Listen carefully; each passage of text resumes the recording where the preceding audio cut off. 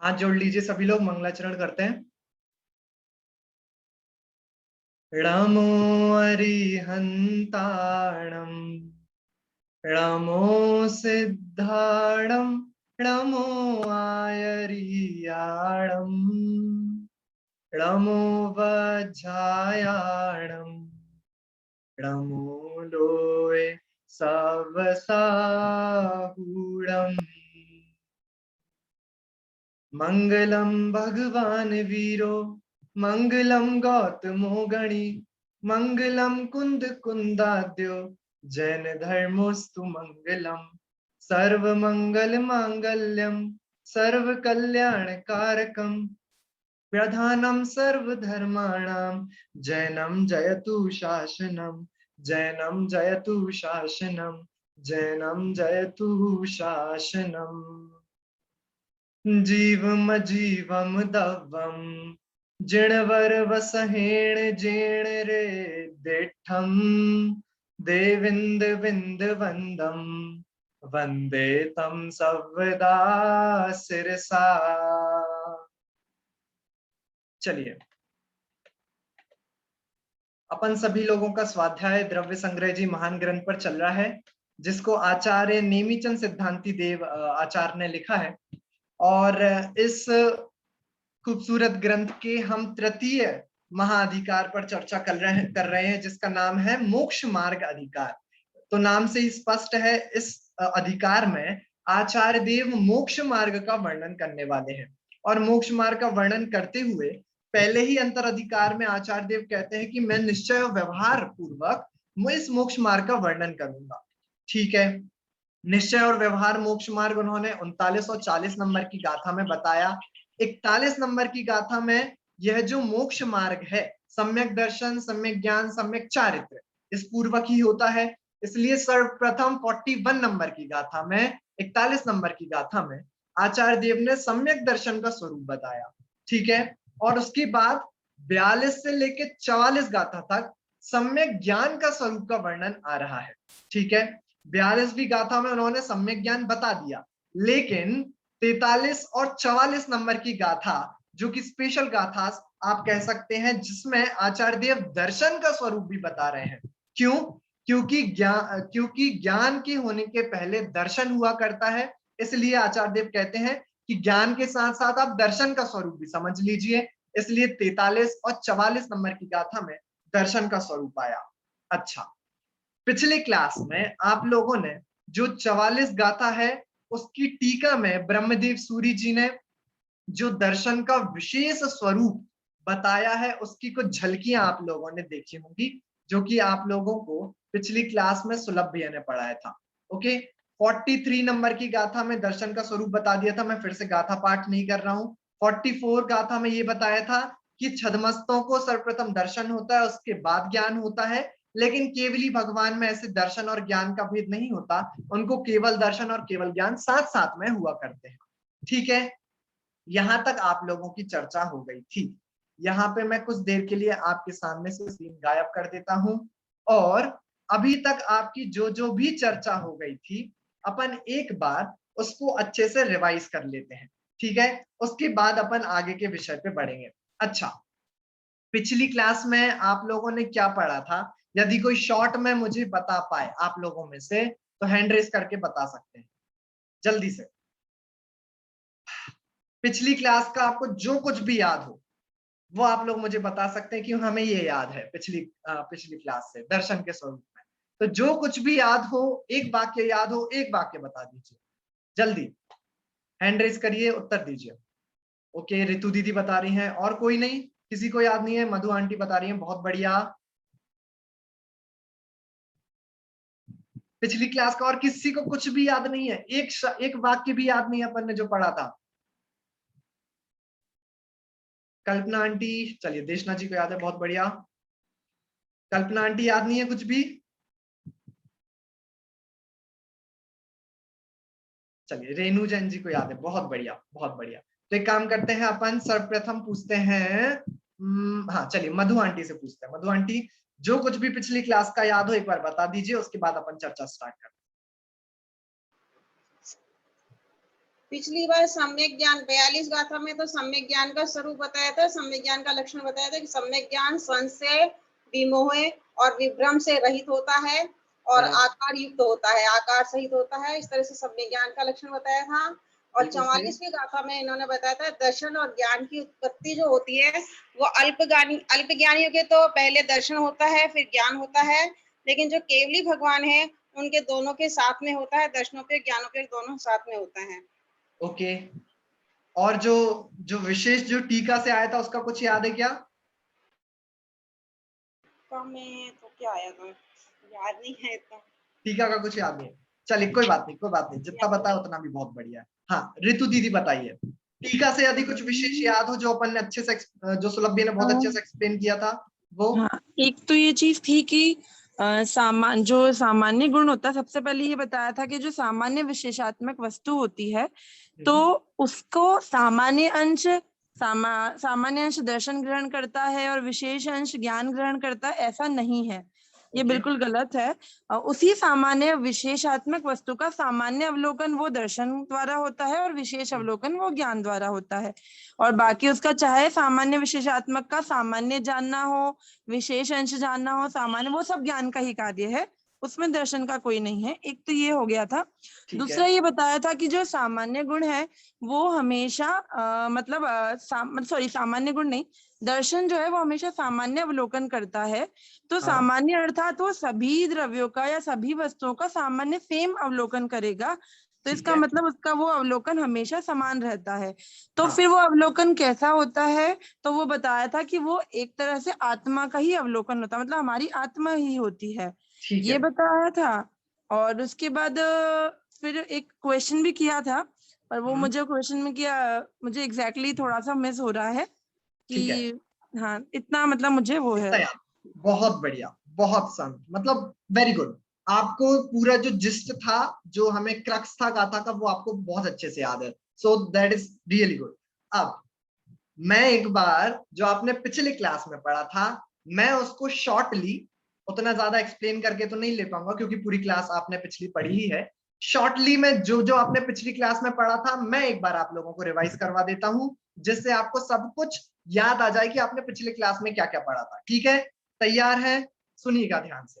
देखिए, दर्शन का स्वरूप बताया जा रहा था। दर्शन की जब भी आप परिभाषा पढ़ते हैं कहीं पर भी, किसी भी ग्रंथ में, तो आपको परिभाषा पढ़ने के लिए मिलती है क्या, कि ज्ञान के पहले होने वाले पदार्थ के सामान्य प्रतिभास को दर्शन कहा जाता है। ठीक है, हम द्रव्य संग्रह जी की 43वीं गाथा पे आए। आचार्य देव ने पहला ही पद बोला, जम सामन्नम गहणम, मतलब जो सामान्यतया वस्तुओं को ग्रहण करता है वह दर्शन कहलाता है। ठीक है, पद याद आ रहा है क्या? जम सामन्नम गहणम, 43 गाथा का पहला पद। ठीक है, तो यहीं से आचार्य देव की बात सुनकर ऐसा लगने लगा कि जो वस्तु के सामान्य अंशों को ग्रहण कर लेता होगा वह दर्शन कहलाता होगा, जो पदार्थों के विशेष अंशों को ग्रहण कर लेता होगा वह ज्ञान कहलाता होगा, क्योंकि वस्तु पूरी एक सामान्य विशेषात्मक वस्तु है। ठीक है, उसका जो सामान्य ग्रहण कर ले वो दर्शन, और जो विशेष विशेष ग्रहण कर ले वो ज्ञान। क्या ऐसा स्वरूप है क्या ज्ञान और दर्शन का? कि नहीं, ऐसा स्वरूप नहीं है। क्यों ऐसा स्वरूप नहीं है?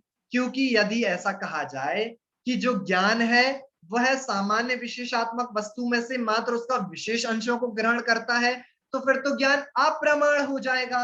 अप्रमाण मतलब ज्ञान पूरी वस्तु को जानता है, ऐसा कहना संभव नहीं हो पाएगा, क्योंकि आपने सामान्य अंशों का ग्रहण करना तो ज्ञान को कहा ही नहीं।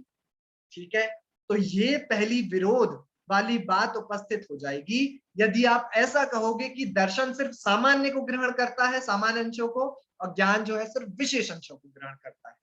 तो फिर हम इस बात पे अवस्थित हो गए थे, हम इस बात पे आ गए थे कि ज्ञान जो है वह पूर्ण सामान्य विशेषात्मक वस्तु को ग्रहण करता है, और दर्शन जो है वह भी पूर्ण सामान्य विशेषात्मक वस्तु को ग्रहण करता है।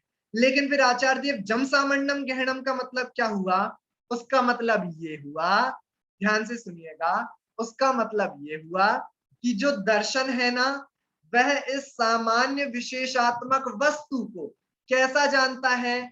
कि निर्विकल्प रूप से जानता है। निर्विकल्प मतलब उसमें कुछ भेद नहीं करता, उसमें कुछ विशेष नहीं करता, उसमें आकार प्रकार आदि नहीं करता, इस प्रकार से जानता है, तो उसको कहा जाता है कि दर्शन सामान्य तरीके से ग्रहण करता है।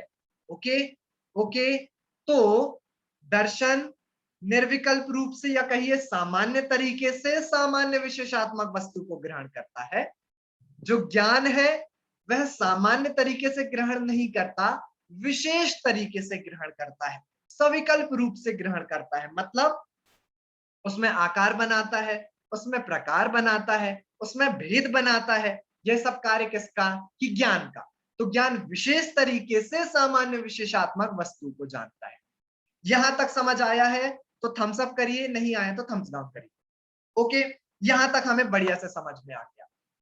अब इसके बाद हमने एक परिभाषा देखी थी कि जो दर्शन है वो होता कहां पे है। तो आप लोगों को याद आ रहा होगा, हमने शिखर जी वाला एग्जांपल देखा था कि जो शिखर जी है, शिखर जी पे जो टॉक कही जाती है, जो एक्चुअल मंदिर है, वो तो भाई ज्ञान का कार्य हो गया। ठीक है, ऐसा मान लीजिए जो रास्ता आप कवर कर रहे हो उस मंदिर तक पहुंचने के लिए, दो मंदिरों के बीच में जो रास्ता है ना, वह दर्शन है। और धवला से आपने परिभाषा भी देखी थी कि एक बाह्य पदार्थ को आपने ग्रहण किया, ज्ञेय को, ज्ञान के द्वारा। उस ज्ञान के ग्रहण के अंतिम समय के बाद से लेकर अगले ज्ञेय को ग्रहण करने के पहले, एक पहले समय तक जो बीच में उपयोग होता है वह दर्शन उपयोग कहलाता है। ओके ओके, ठीक है ठीक है। फिर एक प्रश्न उठा कि देखिए ये गाथा इतनी अच्छी है ना, ये दोनों गाथा इतनी सुंदर है। ये मतलब मैंने द्रव्य संग्रह जी ग्रंथ और टीका के सहित मैंने इन दोनों गाथा के कारण ही पढ़ा। क्यों? क्योंकि मैं मंगलायतन गया, मंगलायतन में आदरणीय कल्पना दीदी जी थी, जो कि उनका षटखंडांगम पर आद्योपान स्वाध्याय चल रहा है। मैं दीदी के स्वाध्याय में बैठा और वहां पे प्रारूपणाओं का वर्णन चल रहा था, और दीदी ने एक वाक्य सिर्फ बोला। दीदी ने बोला कि जो आत्मा को ग्रहण करे वह दर्शन, और जो बाह्य पदार्थों को ग्रहण करे वो ज्ञान। और मेरा सर चकरा गया। मैंने बोला दीदी आप ये क्या बोल रहे हैं? मैंने फिर से पूछा दीदी एक और बात। उन्होंने फिर से बोला जो आत्मा को ग्रहण करे वे दर्शन, और जो ज्ञान, जो बाह्य पदार्थों को ग्रहण करे वे ज्ञान।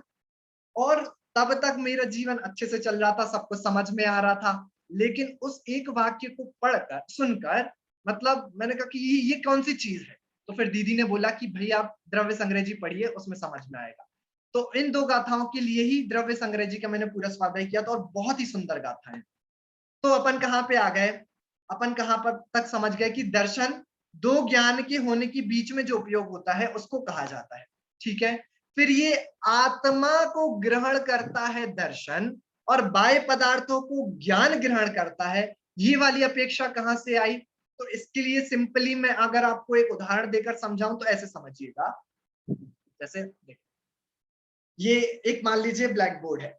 ठीक है, ब्लैक बोर्ड है जिस पर अभी मैंने एक सर्कल बना दिया। ठीक है, तो आप लोगों को सर्कल का ज्ञान होने लगा। उसके बाद यदि मुझे इस पर दूसरा कोई पदार्थ बनाना है तो मुझे पहले क्या करना पड़ेगा बताइए? पहले मुझे क्या करना पड़ेगा? इसको मिटाना पड़ेगा ना, इसको मिटाना पड़ेगा ना। चलिए मैंने इसको मिटा दिया। ठीक है, उसके बाद मैंने इसमें दूसरा पदार्थ बनाया जिसको आपको ज्ञान होने लगा। ठीक है, ओके। अब समझिए आपका जो उपयोग है, ठीक है, या फिर कहिए आपकी जो प्रकाशन शक्ति है, उसका स्वरूप भी बिल्कुल इसी प्रकार है। जो ये आपको शेप्स दिख रहे हैं, आकार प्रकार दिख रहे हैं ना, यह सब कुछ ज्ञान का कार्य हो रहा है। ठीक है, क्योंकि विशेषता आ गई इसका मतलब ज्ञान का कार्य है, आकार प्रकार आ गए इसका मतलब ज्ञान का कार्य है। लेकिन एक गेय से दूसरे गेय पर जाने के लिए ज्ञान को पहले क्या होना पड़ता है? ज्ञान के एक गेय से डायरेक्टली दूसरे गेय पर नहीं जाता, बीच में जो ये सफाई, ये जो निजी स्वच्छता जो कि इस स्लेट की है, जो इस ब्लैक बोर्ड की है, वह भी आती है। पर भैया हमें तो पता ही नहीं लगता, हमें तो पता ही नहीं लगता कब आ जाती है। तो वो इतनी फ्रीक्वेंटली होता है, वो इतने जल्दी होता है कि हमें पता ही नहीं लगता। और इसका विषय क्या होता है, तो आचार्य देव ने घूमटसार जी ने बोला कि ये जो दर्शनोपयोग का विषय है ना, वह वर्णनहीन है, उसका तो हम वर्णन नहीं कर सकते, ठीक है।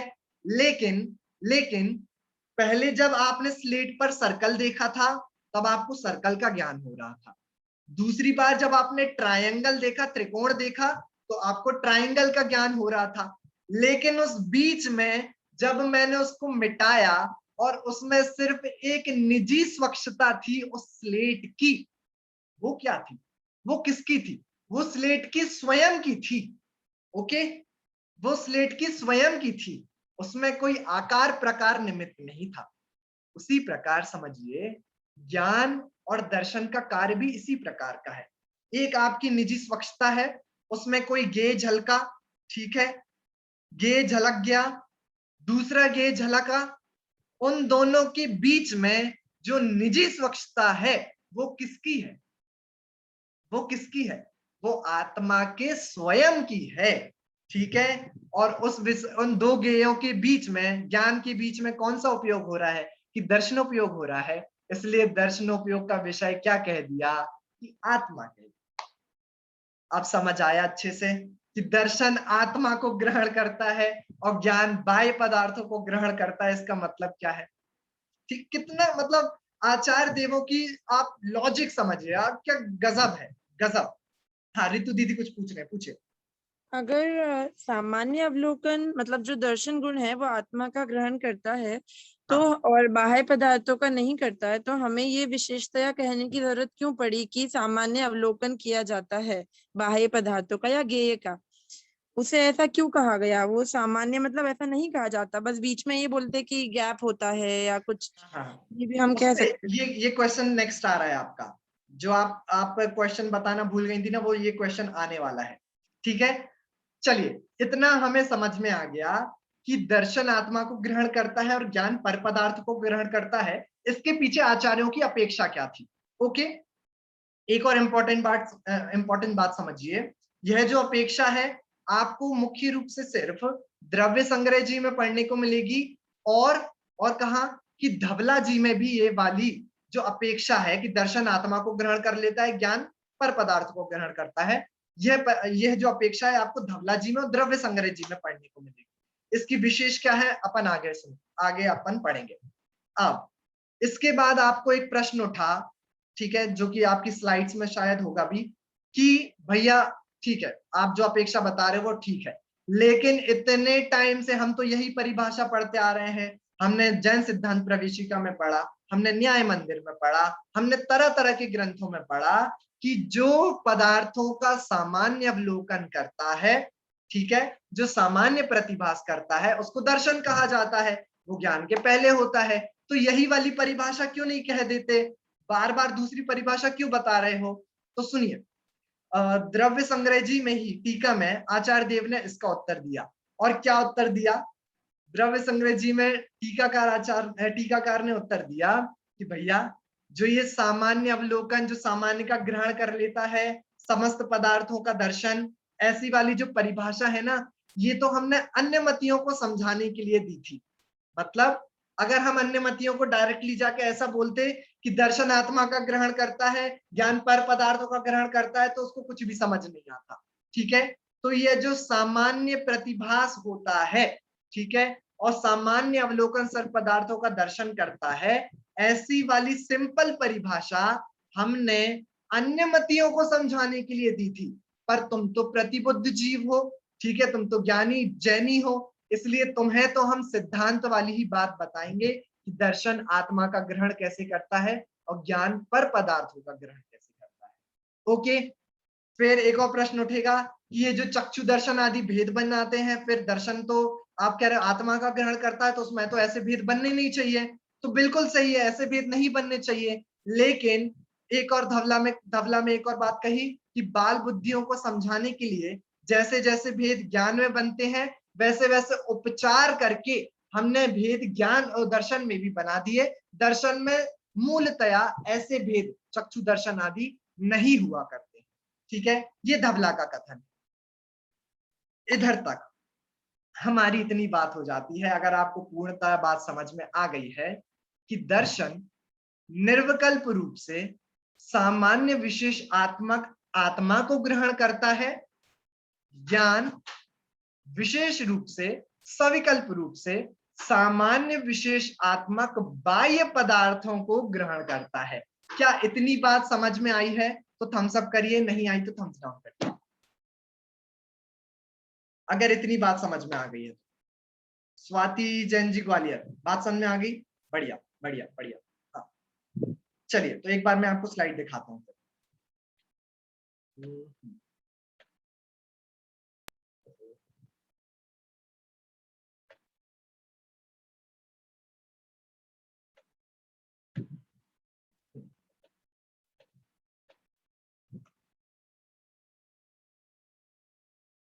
चलिए, स्लाइड दिख रही है आप लोगों को? स्लाइड दिख रही है मधु आंटी? स्लाइड दिख रही है ना? हाँ जी, हाँ जी, दिख रही। ठीक है, तो ये अभी तक की आपकी समरी है। दर्शन निर्विकल्प रूप से सामान्य विशेषात्मक आत्मा को ग्रहण करता है, ज्ञान सविकल्प रूप से सामान्य विशेषात्मक बाह्य वस्तुओं को ग्रहण करता है। यहां तक द्रव्य संग्रह जी ने आपको बता दिया, जो कि आप टीका में पढ़ लोगे, ठीक है। लेकिन यहां पर मेरा एक ज्वलंत प्रश्न आप लोगों के सामने है, जिसका उत्तर आप लोगों को भी देना है, ट्राई करिएगा। प्रश्न ये है कि भैया यदि हम ऐसा कहने लगे कि दर्शन जो है वह आत्मा को ग्रहण करता है और ज्ञान जो है वह मात्र पर पदार्थों को ग्रहण करता है, तो हमें एक बात बताइए, शुद्धोपयोग में जबकि आत्मा का जानना हो रहा है, तो क्या वह दर्शनोपयोग पूर्वक होता होगा क्या? ठीक है, क्योंकि आप तो ऐसा कह रहे हो कि दर्शन ही आत्मा को ग्रहण करता है, तो क्या जो शुद्धोपयोग होता होगा वह दर्शनोपयोग पूर्वक होता होगा? यदि दर्शनोपयोग पूर्वक होता होगा तो एक बाधा यह आएगी कि आत्मा के विशेष कैसे जान पाएंगे, क्योंकि दर्शन तो सिर्फ सभी निर्विकल्प रूप होता है, उसमें विशेष तो बनते ही नहीं है, तो आत्मा का विशेष विशेष विशेष जानना किस प्रकार से हो पाएगा? क्वेश्चन समझ में आया? क्वेश्चन समझ में आया? और दूसरी बात अभी बता ही देता हूँ, फिर आपसे पूछता हूँ। एक मिनट। हाँ। और दूसरी बात ये, यदि आप ज्ञान को मात्र पर पदार्थों का ग्रहण करने वाला कहोगे, तो फिर ग्रंथों में ज्ञान को स्वपर प्रकाशक क्यों कहा गया है? वो स्व को भी जानता है, पर को भी जानता है, ऐसा क्यों कहा गया है? ठीक है, तो ये दो मेन बाधा हमारे अब तक के पढ़े हुए विषय में आ रही है। पहले किस किस को क्वेश्चन क्लियर हो गया ये बताइए। क्वेश्चन क्या है, बाधा क्या उत्पन्न हो रही है, ये कौन बताएगा? हाँ देशना जी बताइए। क्वेश्चन क्लियर है। एक मिनट, हाँ देशना जी बताइए। क्वेश्चन ये है कि यदि हम यदि ऐसा कहते हैं कि दर्शन उपयोग का जो विषय है वो आत्मा है, हाँ। तो फिर जब हमको शुद्धोपयोग होता है आत्मा का, तभी हमको दर्शनोपयोग पूर्वक होना चाहिए। और दूसरा प्रश्न ये है कि यदि हम ऐसा कहते हैं कि जो ज्ञान है वह बाह्य पदार्थों को, बाह्य अर्थों को जानता है, तो हाँ। फिर पर प्रकाशक कैसे हुआ? क्योंकि फिर तो वो पर प्रकाशक ही हुआ यदि वो बाह्य अर्थ को जानता है तो। वेरी गुड, वेरी गुड, यही मेरा प्रश्न है। ऋतु दीदी को भी प्रश्न समझ आ गया, स्वाति जैन जी को प्रश्न समझ में नहीं आया क्या अब तक? एक और बार बताऊं? आ गया, चलिए बढ़िया। मधु आंटी प्रश्न समझ आया? आ गया, वेरी गुड। तो प्रश्न एक और बार फिर से बता देता हूं कि आपने बोला दर्शन आत्मा को ग्रहण करता है, ज्ञान पर पदार्थों को ग्रहण करता है, लेकिन यदि ऐसा कहोगे तो शुद्धोपयोग में जबकि आत्मा का ध्यान चल रहा होता है, वहां पे भी क्या आत्मा का ग्रहण दर्शनोपयोग पूर्वक होता है क्या? यदि दर्शनोपयोग पूर्वक कहोगे तो फिर आत्मा के विशेष कैसे जानोगे? क्योंकि विशेष जानना तो ज्ञान का कार्य है, दर्शन का कार्य तो है ही नहीं।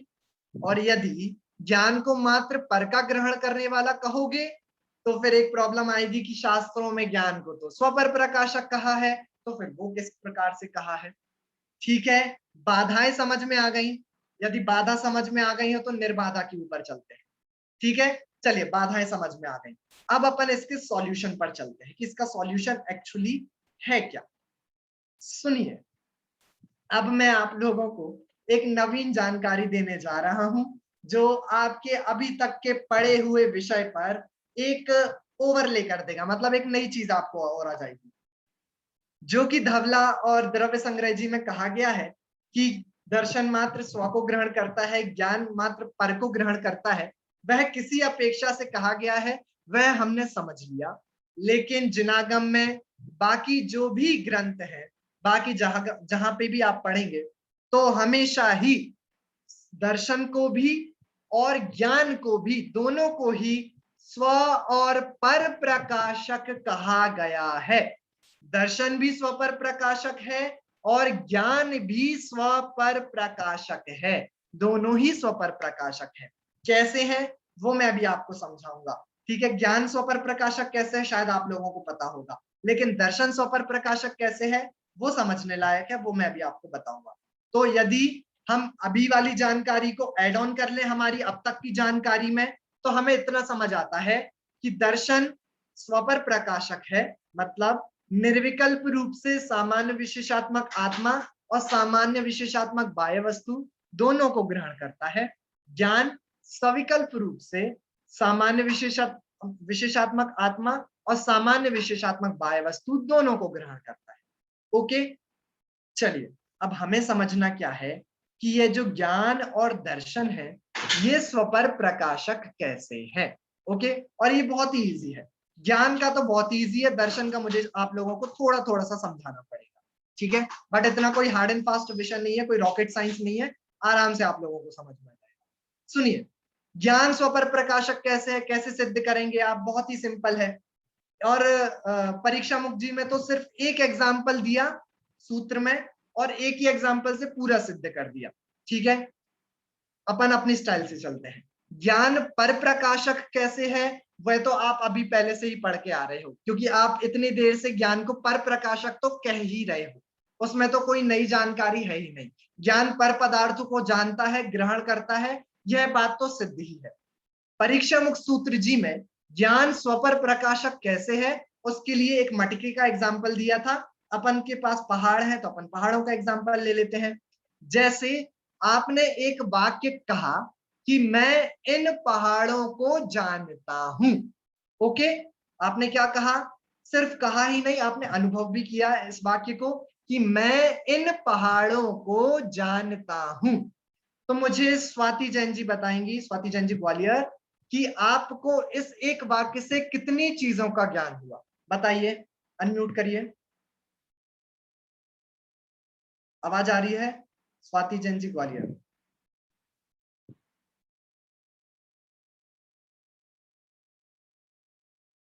हाँ, अनम्यूट करिए।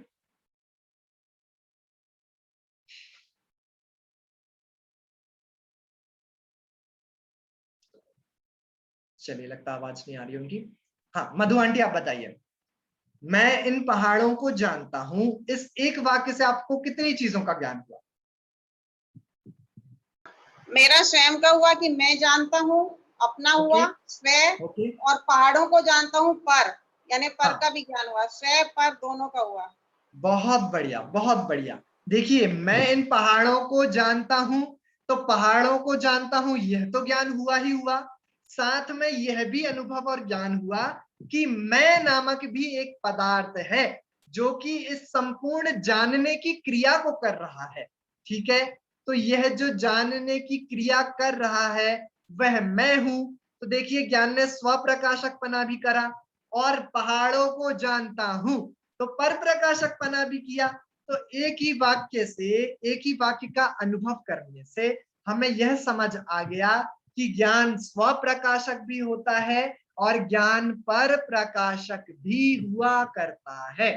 ओके, तो ये तो बहुत सिंपल है, ज्ञान स्व पर प्रकाशक होता है, इसमें तो हमें वैसे भी कोई बाधा ज्यादा नहीं थी। अब जो हमें समझना है वो हमें यह समझना है कि दर्शन स्व पर प्रकाशक किस प्रकार से होता है। ओके, अब पहले हम अभी तक हम ये पढ़ के आए थे, दर्शन स्व का मतलब आत्मा का ग्रहण तो करता ही है, तो स्व प्रकाशक तो आप दर्शन को मान ही रहे हो, लेकिन दर्शन पर को भी प्रकाशित करता है। यह किस अपेक्षा से आचार्य देवों ने कहा, वो द्रव्य संग्रह जी की टीका में आया, जिसको समझने के लिए ये एग्जाम्पल समझिए। देखिए, यह जो एक बड़ा सा सूरज आपको आपकी स्क्रीन पर दिखाई दे रहा है ना, यह दर्शन नामक सूरज है। ठीक है, दर्शन नामक सूर्य है जो कि पूर्ण, जो सामान्य विशेषात्मक आत्मा है उसको ग्रहण करता है। ठीक है, यह तो आप पहले से पढ़ के ही आए हो ना। यह जो दर्शन नामक सूर्य है, यह आत्मा जो कि सामान्य विशेषात्मक एक वस्तु है, इसको भले ही निर्विकल्प रूप से लेकिन संपूर्ण आत्मा को ग्रहण कर रहा है। ठीक है, ठीक है। अच्छा, लेकिन जब आप जो दर्शन जिस आत्मा को ग्रहण कर रहा है, उस आत्मा के भीतर देखोगे तो आपको क्या मिलेगा? क्या मिलेगा? बोलिए। जो आत्मा को वो ग्रहण कर रहा है, दर्शन जान रहा है, जान मतलब दर्शन ग्रहण कर रहा है निर्विकल्प रूप से, उस आत्मा में अगर आप भीतर देखोगे तो आपको क्या मिलेगा? भाई द्रव्य किससे बना होता है? गुण और पर्याय। गुण और पर्यायों से बना होता है। इसमें इतना कठिन क्या सवाल था कि सब एकदम और क्या होता है करने लगे, है ना। चलिए कोई बात नहीं, सॉरी। हाँ, जब आप इस आत्मा के भीतर देखोगे तो आपको अनंत गुण मिलेंगे ना, मिलेंगे कि नहीं मिलेंगे? ठीक है, अनंत गुण मिलेंगे। ओके, उन अनंत गुणों में एक गुण कौन सा है? एक गुण है ज्ञान गुण। ज्ञान गुण। ओके, ज्ञान गुण भी है। अब उस ज्ञान गुण का कार्य क्या है? कि उस ज्ञान गुण का कार्य है कि वह स्व को भी प्रकाशित करता है। आप अपेक्षा समझिएगा, ठीक है। बहुत मतलब आपको जब आप पूरी समझ जाओगे तो आप बोलोगे अरे यार इतनी सिंपल थी क्या भैया, इतना क्या बोल रहे थे आप इतनी देर से। सुनिए, जब आप उस दर्शन का जो विषय आत्मा है उसके भीतर देखोगे तो आपको पता लगेगा उसमें अनंत गुण है। उन अनंत गुणों में एक गुण ऐसा भी है जिसका नाम है ज्ञान गुण। उस ज्ञान गुण का कार्य क्या है? कि वह पर पदार्थों को विषय बनाता है। ओके, स्व पदार्थ को भी बनाता है लेकिन पर पदार्थों को भी विषय बनाता है। जब दर्शन ने इस पूर्ण आत्मा को ग्रहण कर लिया तो मुझे एक बात बताइए, क्या उसने ज्ञान गुण को भी ग्रहण किया कि नहीं किया? ज्ञान गुण को भी ग्रहण किया कि नहीं किया? किया, ग्रहण किया। किया, क्योंकि वह आत्मा में ही है। और ज्ञान गुण पर पदार्थों का ग्रहण कर रहा है कि नहीं कर रहा? कि कर रहा है। तो इस अपेक्षा से आचार्य देवों ने कह दिया कि दर्शन पर पदार्थों को भी ग्रहण करता है। अभी नहीं समझ में आया? एग्जाम्पल सुनिए, मैं इसको पहले गायब कर देता हूं, अब अच्छे से सुनाएगा आपको। सुनिए एग्जाम्पल, मेरी हाइट है 6 फीट। ओके, मेरी हाइट 6 फीट है। मेरे बाजू में सुलभ भैया खड़े हैं, उनकी हाइट भी 6 फीट है। ओके, तो आप कहोगे कि अनितेश की हाइट सुलभ की हाइट की बराबर है। ठीक है, सुलभ भैया के बाजू में अनुभव भैया खड़े हैं, अनुभव भैया की हाइट भी 6 फीट है। तो आप कहोगे सुलभ भैया की हाइट अनुभव भैया की हाइट के बराबर है। ठीक है, तो क्या मैं ऐसा कह सकता हूं कि अनितेश की हाइट भी अनुभव भैया के हाइट के बराबर है? ऐसा कह सकता हूं कि नहीं कह सकता? बताइए, मैथ्स का सिंपल सा रूल है ये, B इक्वल टू C तो A इक्वल टू C, है ना। यदि मेरी हाइट सुलभ भैया के एक मिनट ये म्यूट कर दीजिए जिसका भी हो। हाँ, मेरी हाइट सुलभ भैया की हाइट के बराबर है, सुलभ भैया की हाइट अनुभव भैया की हाइट के बराबर है, तो क्या मेरी हाइट अनुभव भैया की हाइट के बराबर नहीं हुई? क्या बराबर है? बराबर है। ठीक है, तो वही तो यहाँ पे कह रहे हैं, दर्शन आत्मा को ग्रहण करता है, आत्मा में ज्ञान है, ज्ञान पर पदार्थों का ग्रहण करता है। तो क्या दर्शन ने भी पर पदार्थों का ग्रहण नहीं कर लिया? क्या यस किया, कर लिया। कर लिया। इस अपेक्षा से दर्शन को भी पर प्रकाशक पना आ गया, ऐसा द्रव्य संग्रह जी की टीका में मतलब आचार्य देवों ने एक्सप्लेन किया। हाँ रितु दीदी पूछे।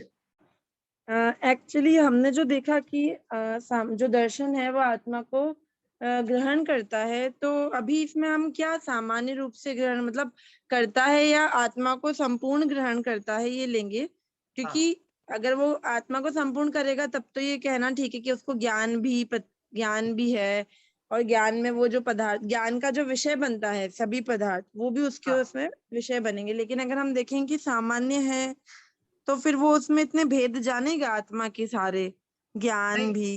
देखिए, अगर आप भेद करोगे कि क्या ज्ञान को अकेली जान रहा है कि दर्शन को अकेली जान रहा है या फिर अन्य गुण को अकेली जान रहा है, फिर ऐसा भेद करना तो फिर तो ज्ञान गुण का कार्य हो गया। इसका मतलब ये हुआ वो एज अ होल एक वस्तु को ग्रहण कर रहा है, ठीक है, कंप्लीट सामान्य विशेषात्मक वस्तु को पूर्ण रूप से ग्रहण कर रहा है। ओके, अब जब वो ग्रहण कर रहा है तो उसने पूर्ण वस्तु को ग्रहण कर लिया। पूर्ण वस्तु को ग्रहण कर लिया, इसका मतलब उसने ज्ञान दर्शन आदि जितने गुण थे उनको भी, दर्शन सॉरी, ज्ञान चारित्र आदि जितने भी गुण थे उनको भी ग्रहण कर लिया। और यह सभी अपने अपने कार्य तो कर ही रहे हैं। ज्ञान का कार्य है स्व और पर पदार्थों को विशेषतया प्रकाशित करना, वह सब कार्य चल रहे हैं।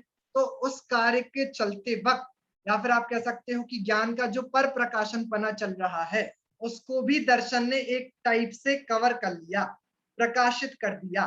इसलिए इस अपेक्षा से आचार्य देवों ने दर्शन को भी पर प्रकाशित होना, पर प्रकाशक बना कह दिया। ठीक है, अब यह सब कुछ जो ग्रहण हो रहा है, यह आप सही कह रहे हो कि यह सामान्य तरीके से हो रहा है, निर्विकल्प रूप से हो रहा है, इसमें कुछ भी विशेष भेद आदि नहीं बन रहे हैं। ठीक है, और किस प्रकार का विषय होता होगा उसका तो अपन भी वर्णन नहीं कर सकते, क्योंकि केवल ज्ञान गम्य विषय है। उसको तो खुद ही घुमटसारकार कह रहे हैं कि यह वर्णन ही है। ठीक है, लेकिन इसी अपेक्षा से आचार्य देवों ने इस दर्शन को भी पर प्रकाशक पना है ऐसा अपनी टीकाओं में कहा है।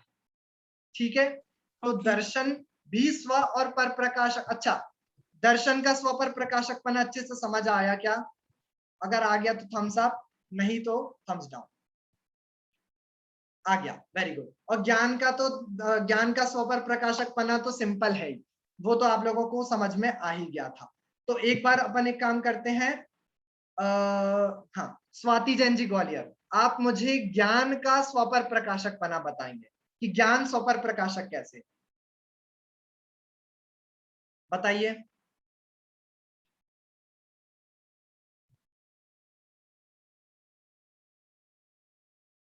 आवाज आ रही है आपको?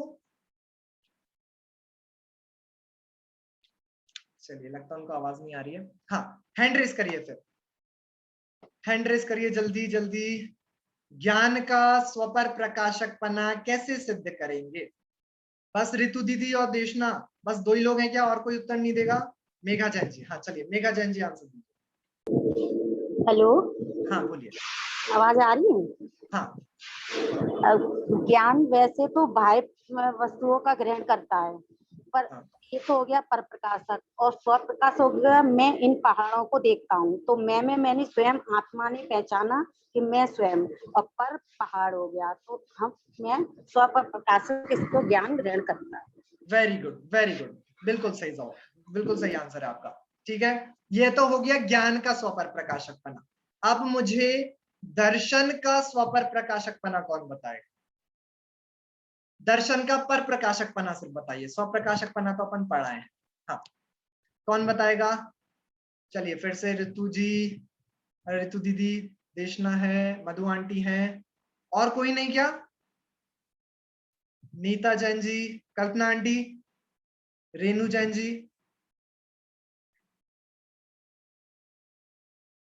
हाँ नीता आंटी बताइए।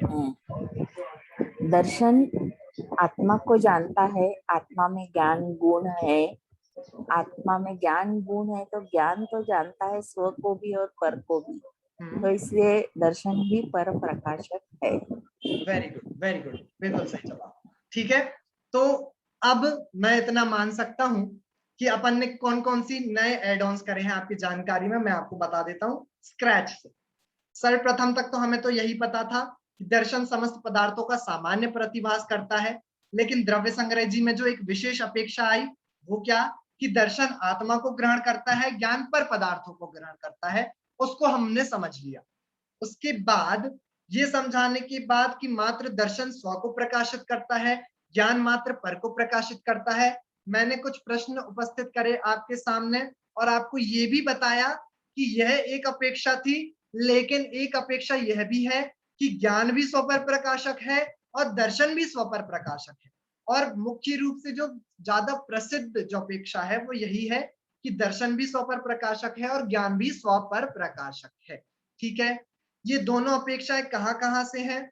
धवला जी और द्रव्य संग्रह जी में यह अपेक्षा ली गई है कि दर्शन मात्र स्व को ग्रहण करता है, ज्ञान मात्र पर को ग्रहण करता है।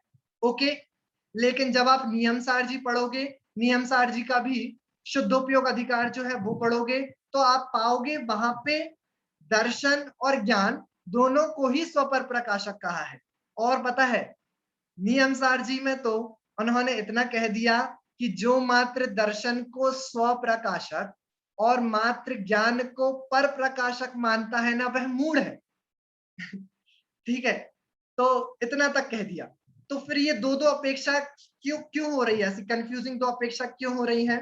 तो देखिए, इसके लिए अपन ऐसा मान सकते हैं कि आचार्यों के ऐसी दो अपेक्षा क्यों है, क्योंकि जो धवलाकार और द्रव्य संग्रहकार जो आचार्य है, उन्होंने इस मंतव्य से लिखा कि एक चैतन्य गुण है आत्मा में, उस चैतन्य गुण के दो भेद है, एक दर्शन गुण, एक ज्ञान गुण। ओके, दर्शन स्व को जान लेता है, ज्ञान पर को जान लेता है। तो यह जो चैतन्य गुण है ये स्व पर प्रकाशक हो गया, इसलिए आत्मा स्व पर प्रकाशक हो गई। तो उन्होंने आत्मा में चैतन्य गुण माना, ठीक है, और उसको स्व पर प्रकाशक सिद्ध किया।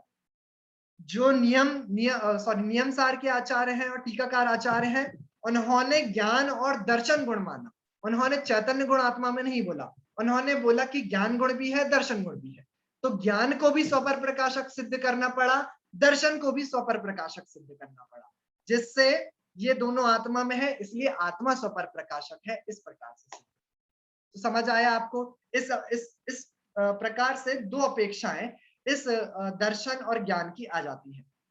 मेघा आंटी कुछ पूछ रहे हैं क्या? देखा जाए। हाँ भैया जी, मैं ये पूछ रही, जैसे कि सभी लोग जैसे इतने सारे ग्रंथों का अध्ययन करते हैं तो हमें पता चलता है कि इसमें ऐसा कहा, इसमें ऐसा कहा, इसमें ऐसा। अगर पूरा नहीं पढ़ते हैं तो हम तो फिर उसी को ही ग्रहण कर लेंगे ना, फिर हम हाँ, सही बात तक तो पहुंच ही नहीं पाएंगे। ऐसा कैसे फिर? अच्छा, तो देखिए, अगर आप ऐसे कह रहे हो कि एक अपेक्षा हमने पहले कभी और पढ़ ली, दूसरी अपेक्षा हमने कहीं और पढ़ी, दूसरी अपेक्षा हम पढ़ ही नहीं पाए तो क्या होगा? तो देखिए, जो उन्होंने पहली अपेक्षा बोली है वो भी गलत थोड़ी बोली है, वो भी उन्होंने कोई एक पॉइंट ऑफ व्यू से कही है, और जो दूसरी बात बोली है वो भी उन्होंने किसी पॉइंट ऑफ व्यू से कही है, वो भी गलत नहीं है, दोनों ही सही है।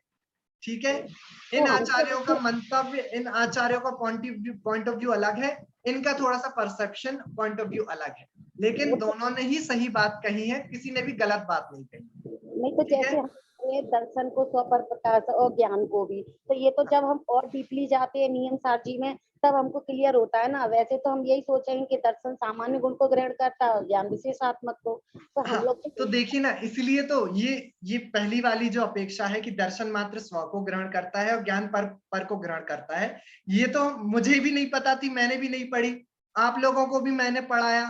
तो कहाँ इतनी प्रसिद्ध यह अपेक्षा है? ये तो एक बहुत ही विशेष अपेक्षा है जो सिर्फ धवला जी में आती है और द्रव्य संग्रह जी की 44 नंबर की 44 गाथा की टीका में आती है। ठीक है, और कहीं आपको इतनी विस्तार रूप से यह पूरी जो अपेक्षा है कहीं नहीं मिलती। मुख्य रूप से आपको स्व पर प्रकाशक वाली ही जो अपेक्षा है वही मिलती है। तो यह तो एक बहुत ही विशेष अपेक्षा है जो अपन ने पढ़ी।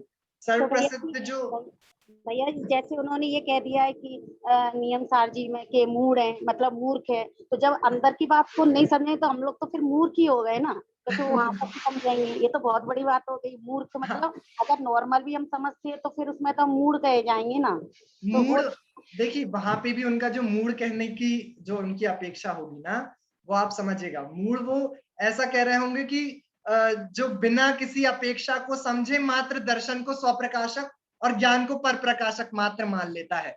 अन्य मती जो है वो सिर्फ ज्ञान को कैसा मानते हैं कि वो आत्मा को नहीं जानता। कुछ ऐसे अन्य मत होंगे जो सिर्फ ऐसा मानते होंगे बाह्य पदार्थों का ग्रहण मात्र ज्ञान करता है। शायद उनको समझाने के लिए वहां पे उस अपेक्षा से कहा होगा कि मात्र ज्ञान को जो पर प्रकाशक मानता है ना, वह मूढ़ है। ठीक है, और इस अपेक्षा से वहां पे कहा हूँ। मैं एक चीज कहना चाहती हूँ कि मान सकता मतलब बीच में डिस्टर्ब कर रही हूँ। ऐसा कि जैसे मोक्ष मार्ग में जो मेन होते हैं वो दर्शन ज्ञान चरित्र होते हैं, तो इसी जो सामान्य दर्शन है, दर्शन गुण जो है वो मोक्ष मार्ग में बाधा उत्पन्न नहीं करता है। तो अगर इसमें हमें थोड़ा बहुत ऊपर नीचे अपेक्षा भी नहीं पता है तो हमारे मोक्ष मार्ग में बाधा नहीं आएगी। तो शायद हमें इतना चलेगा, मतलब कि थोड़ा बहुत हमें कम भी हुआ, लेकिन ज्ञान का, चारित्र का और जो श्रद्धा गुण है उसका हमें सही वो होना चाहिए। इसलिए भी शायद इस पर पूरा कभी नहीं भी फोकस हुआ। हाँ, राइट, सही बोला आपने कि जो मोक्ष मार्ग में प्रयोजनभूत चीजें हैं उनमें तो आपको कभी भी ऐसी दो अलग अलग बातें सुनने को पढ़ने को नहीं मिलेगी। हाँ, कुछ अप्रयोजनभूत जो बातें हैं, जैसे कर्णान युग में ऐसा बहुत होता है, एक आचार्य ने इतना डायमेंशन कहा, दूसरे आचार्य ने इतना डायमेंशन कहा, तो इस अपेक्षा मतलब दो मंतव्य आचार्य देवों के मिल सकते हैं, तो हमें ऐसा समझना चाहिए कि इन आचार्य ने भी सही लिखा है, हो सकता है इनका मंतव्य ऐसा है, इन्होंने भी सही लिखा है, हमारी अभी मंद बुद्धि है, लेकिन केवली भगवान ने जो बात कही होगी वही सत्य होगी। इस प्रकार से हमें विचार करना चाहिए। ठीक है, तो इस इतनी लंबी चर्चा करने के बाद ये बहुत थोड़ा सा विशेष वाला जो प्रकरण था वो आप लोगों ने समझा, तो आप लोग पहले तो बधाई के पात्र हैं कि आपको इतना जो कठिन या फिर ऐसा कि गूढ़ विषय जो था वो आप लोगों को बहुत इजीली समझ में आ गया, जो कि बहुत ही अच्छी बात है। और भाई हमारे वाली क्लास में तो मुझे बहुत मेहनत करनी पड़ी थी, आप लोगों को तो बहुत जल्दी समझ में आ गया। ठीक है, मेरी क्लास वालों को कोई ये नहीं बताएगा कि मैंने ऐसा बोला था आपकी क्लास में। ठीक है, तो चलिए, आपको दर्शन और ज्ञान का स्वरूप बहुत अच्छे से समझ में आ गया है। इसी के साथ हमारी 42, 43 और 44 जो सम्यक ज्ञान के स्वरूप वाली गाथाएं थी वो कंप्लीट हो जाती हैं। 45 और 46 नंबर की जो गाथा होंगी जो अगली क्लास में आप पढ़ेंगे, उसमें सम्यक चारित्र का स्वरूप आचार्य देव बताने वाले हैं। तो हम सभी भी सम्यक दर्शन की प्राप्ति करें और इस मोक्ष मार्ग में आगे बढ़ें, यही मंगल कामना है। एक मिनट जिनवाणी स्तुति दिखा देता हूँ, अपन एक साथ जिनवाणी स्तुति करते हैं।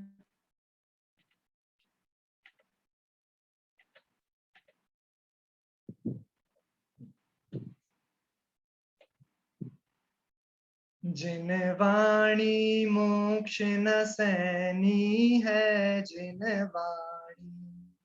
जिनवाणी मोक्ष न सैनी है, जिनवाणी यह भव दधि से पार उतारे, यह भव दधि से पार उतारे, पर भव को सुख दानी है, जिनवाणी जिनवाणी मोक्ष न सैनी दयाल में तुम आए थे, मतलब पूरे तुम आए थे, क्लीनिंग के पास नहीं वाले मिथ्यातिनि के मन ही न भावे, मिथ्यातिनि के मन बिक्री भाई चावल मन मानी है, जिनवाणी तत्व कुतत्व की खबर पड़े जब, तत्व कुतत्व की खबर पड़े जब,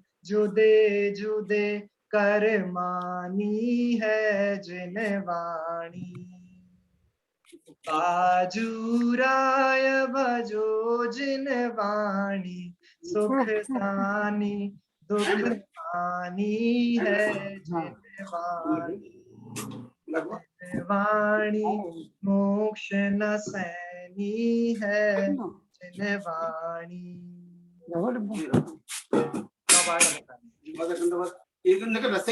हाँ वो तो तैयार है, मिल जाए आपको।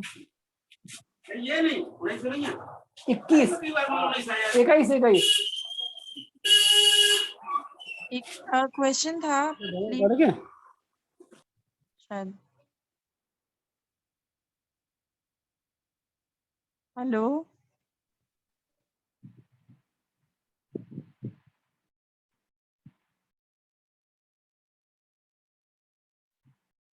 बोले अंतर मुद्रावंत सर्व जनेन्द्र भगवंतों की जय हो। नित्य बोधनी माँ जिनवाणी माता की जय हो।